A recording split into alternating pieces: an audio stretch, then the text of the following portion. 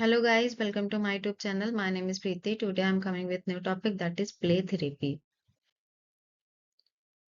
Okay, let's start with the definition. Play therapy is a form of psychotherapy that uses play to help children express and process their emotion, experience and thought. Play therapy एक psychotherapy का form है जो कि help करता है बच्चों को उनके एक्सप्रेस करने में, उनके इमोशंस को एक्सप्रेस करने में, प्रोसेस करने में एंड एक्सपीरियंस को शेयर करने में, साथ ही साथ उनके थॉट्स को शेयर करने में भी हेल्प करता है. So play is a natural simulation and common mode of growth and development among children. So play क्या है कि natural simulation है जिससे बच्चों में क्या होता है कि growth and development होता है. तो growth and development का एक common mode जिससे हम find out कर सकते हैं. So basically जो play therapy है ये हम यूज करते हैं कि बच्चों के साथ कैसे communicate किया जाए एंड बच्चे जो है इसमें बच्चों को हेल्प किया जाए कि जो बच्चे पर्टिकुलर इमोशन से कैसे कोप कर सकते हैं एंड कोपिंग स्किल को कैसे डेवलप कर सकते हैं also help to resolve their conflict उनके कॉन्फ्लिक्ट्स को भी कम किया जाए. सो ये इसलिए प्ले थेरेपी का यूज किया जाता है. So play therapy indication of play therapy अगर हम बात करें कि there is a several type of indication of play therapy कब कब हमें प्ले थेरेपी की जरूरत हो सकती है. So first one in the childhood emotion. अगर किसी बच्चे को चाइल्डहुड इमोशनल प्रॉब्लम है तो उस पर्टिकुलर बच्चे को हम प्ले थेरेपी के थ्रू उसको उसके इमोशंस को पता कर सकते हैं कि डिफिकल्टी है, किस टाइप का इमोशंस है, उसको प्रॉब्लम है, किस टाइप की सैडनेस है या कोई लाइक एंगर में डिफिकल्टी हो रही है, एंजाइटी की वजह से कोई डिफिकल्टी हो रही है, मूड स्विंग्स इसमें बच्चे को ज्यादा होते हैं. चाइल्ड अगर इमोशनली प्रॉब्लम होता है तो उसको मूड स्विंग्स देखने को मिलेगा, इरिटेट रहेगा हमेशा और जो उसके रिलेशनशिप है वो भी इफेक्ट रहेंगे.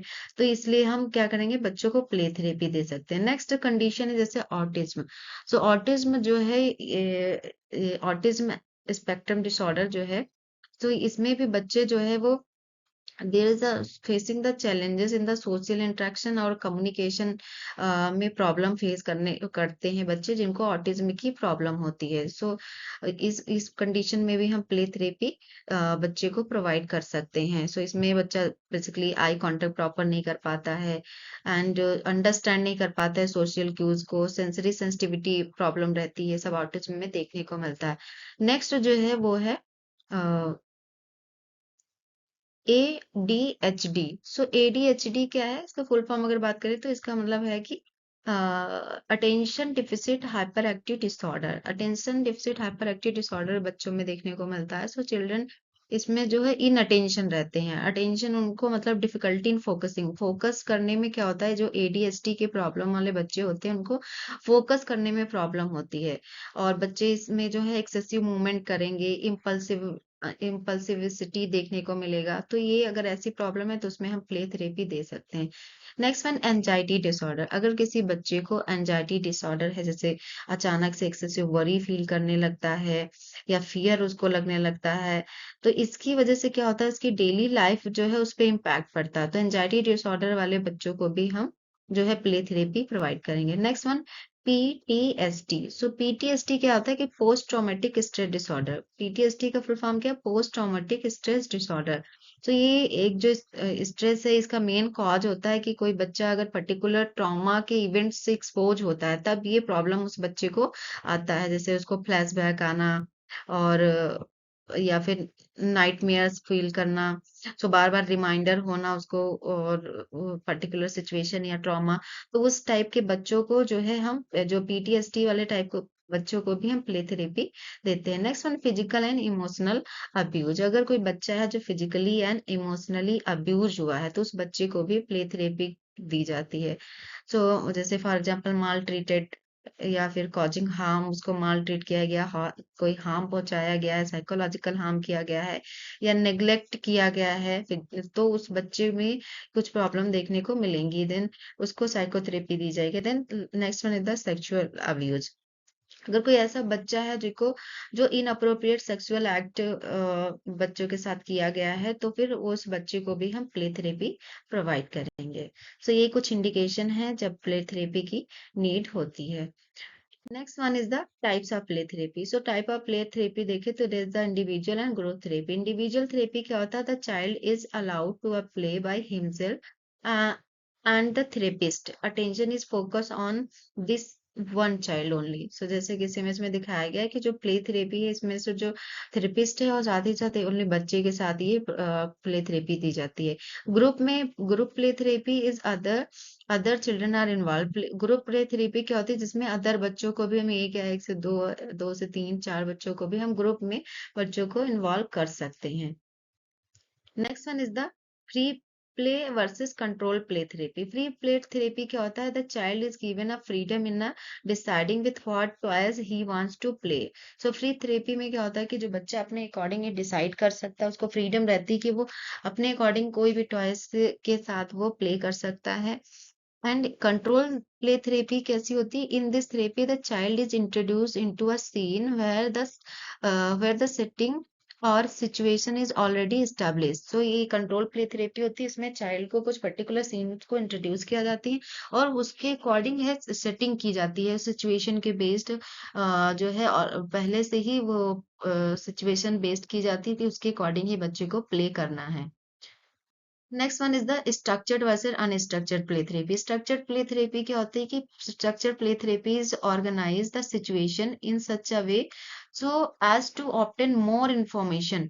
सो स्ट्रक्चर्ड प्ले थेरेपी क्या है? प्लान होती है, प्लानिंग करके स्ट्रक्चर वे में हम करते हैं जिससे हम बच्चे के जो भी इमोशन या जो भी प्रॉब्लम है उसको हम क्या करें, उसके रिगार्डिंग और इंफॉर्मेशन, ज्यादा इंफॉर्मेशन हम गेदर कर सके। And in unstructured play therapy कैसी होती है? No situation is set and no plan are followed. यदि कुछ भी प्लान नहीं होता है, कोई सिचुएशन नहीं बनाई जाती है, ये अनप्लान्ड होता है। So unstructured play therapy. Next one is the directive versus non directive play therapy. In directive play therapy the therapist totally set the direction where the non directive play therapy in generally conducted in the play room. So directive play therapy में क्या होता है कि ये जो therapist होता है वो टोटली सेट करता है डायरेक्शन अपने according. And non directive play therapy में generally conducted in the play room. So play room में ये किया जाता है, इसमें कोई सेट ऑफ डायरेक्शन नहीं होता। Play room should be suitable in the suitable भी suitably stocked with the adequate play and like materials proper होने चाहिए depending upon the problem of the child। so उसके according जो है बच्चे के जो प्रॉब्लम के अकॉर्डिंग ये सारी मटेरियल प्ले करने के लिए होने चाहिए। Next one is the play room. क्या होता है? So play room is conducted in the play room. Play therapy is conducted in the play room and it is fully equipped with the sufficient play material and suitable to meet the different problems of children. So जैसा कि आप देख सकते हो कि यहाँ पे play room बनाए गए हैं डिफरेंट डिफरेंट टाइप्स को और based on the needs of the child उसके सुटेबल जो है बनाए गए हैं। For example clay or plate and dot and art material dolls and doll houses it are available in the play room. ये सारी चीजें जो हैं वो प्ले रूम में होनी चाहिए। Next one is the function of the therapeutic play. जो थेरापेटिक प्ले है उसका मेन फंक्शन क्या है?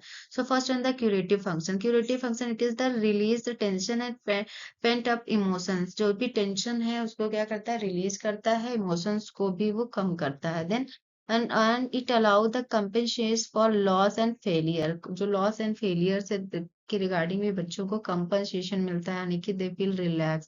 So it allow the emotional growth through the relationship with other children. और साथ ही साथ बच्चे का क्या होता है कि जब ग्रुप प्ले थेरेपी देते हैं तो इमोशनल जो ग्रोथ होती है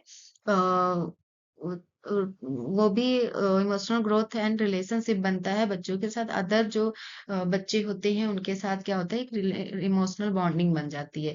then next it provide the opportunity to child to act out is this fantasies and conflict। it provide the opportunity to child को एक अपॉर्चुनिटी मिल जाती है कि वो पर्टिकुलर फैंटेसीज एंड कॉन्फ्लिक्ट के साथ वो प्ले कर सकता है। Then it helps to get rid the aggression. साथ ही साथ उसका बच्चे का जो एग्रेशन है वो भी कम हो जाता है। Learn positive quality from the other children. और बच्चों के साथ जब वो अलग दूसरे बच्चों के साथ जब अगर वो प्ले करेगा या खेलेगा तो ऑटोमेटिकली जो है वो लर्न करेगा कुछ पॉजिटिव क्वालिटी कुछ अदर बच्चों से भी।